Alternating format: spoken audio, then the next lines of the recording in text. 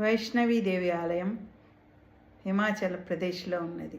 ఇది 18వ శక్తిపీఠము. అష్టాదశ శక్తిపీఠంలో ఆఖరి శక్తిపీఠము వైష్ణవీదేవి శక్తిపీఠం. హిమాచల్ ప్రదేశ్లో ఈ శక్తిపీఠం ఉంది.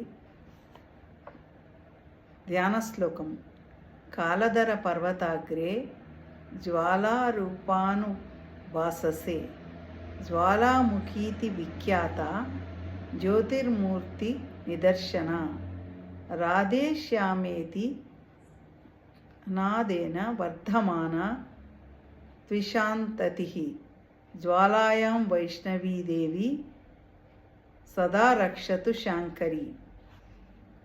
కాలధర జలంధర పర్వతంపై జ్వాలారూపములో జ్వాలాముఖి అనే పేరిట వెలిసి రాధేశ్యాం అంటూ ఉంటే పెరిగే జ్వాలగా కనిపించే వైష్ణవీదేవి శంకరార్ధాంగి మనలను రక్షించుగాక. మనము నిత్యపారాయణములో ఈ 18 అష్టాదశ శక్తిపీఠాలను ధ్యాన శ్లోకాలను స్మరిస్తే రోజుకొక్కటి చొప్పున రోజు అన్నీ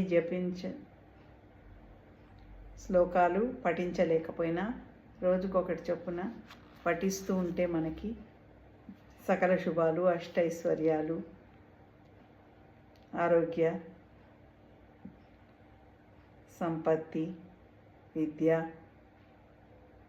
సకల శుభాలు మనకి ప్రాప్తిస్తాయి.